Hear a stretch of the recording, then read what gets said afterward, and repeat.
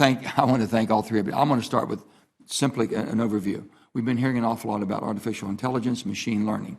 Are they one and the same? That's one thing. You can maybe just very quickly. I really want to know, and Mike and I both serve on armed services. This is a subcommittee of armed services. All three of us serve on. Where are we in the pecking order of what's going on in this unbelievable world that you're explaining to us? Are we behind? Are we in the hunt? Are we on the cutting edge? What more can we do besides, we know, investing, but we want to invest in the right places to get the best results. So is the private sector, are you moving us to a position to where, I'll use the whole SpaceX program, what they've been able to do in the private sector for the defense of our country and the amount of money that we have saved because of the efficiency of the private sector. Can that be duplicated here in artificial intelligence and machine learning, better invested in? Because we're contracting as a federal government for our defense programs with SpaceX putting different types of articles that we need in space, as you know. So with that, we can start, and we'll start, Dr. Moore, if you can, and keep them fairly concise if you can in your answers, because everyone has an awful lot of interesting questions. Thank you, Chairman Manchin. Yes, I'll be concise. Artificial intelligence without machine learning gave us things like Deep Blue, where the American IBM computer Deep Blue beat the Russian chess master Gary Kasparov back in the 1990s. We were all so happy about that in the AI world, but these systems did not adapt over time. And so that's why machine learning in the early 2000s has come in and made AI much more powerful than it was in the days of Deep Blue and So basically it's an integrated into one, it's all one. AI and machine learning is now integrated as one. That's right. In the old days, you could have AI without machine learning. These days, you always want AI with machine learning. Doctor, and on the other, real quickly, on the other, where do we rank? Just give me a ranking. You don't have to name countries, but are we behind or in the hunt, or we're on the cutting edge? We are ahead. We're losing ground. I'm most worried about our structures. Bringing in massive scale superhuman automation means changing organizational structures and change management. That's what I believe companies are really quite good at. You all can do it better than we can do it in government, is what you're saying.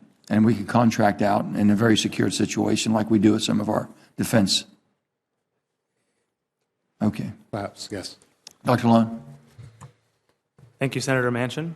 I'd like to concur with Dr. Moore that AI is like a broader umbrella that has machine learning within it as a component. Now, I understand the confusion because those two terms have become almost synonymous, because almost all of the AI that we talk about today is machine learning. But in the past, there were other techniques that were not machine learning. So right now, they're basically the same thing. It may be that machine learning will not be the same as AI in the future, but right now they're basically the same thing, with ML, machine learning, a small subset of AI.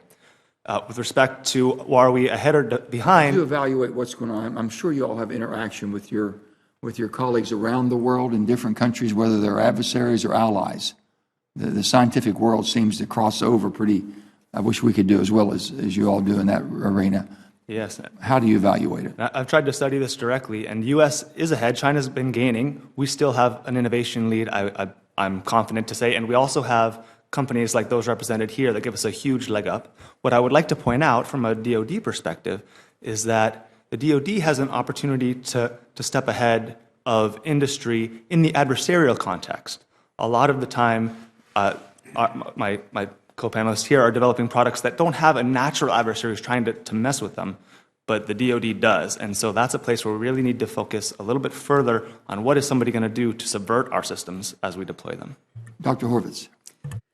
First, let me say that the people in the other fields of AI love machine learning, but they have all existed side by side since 1956, when the first proposal was written about using the phrase AI for the first time.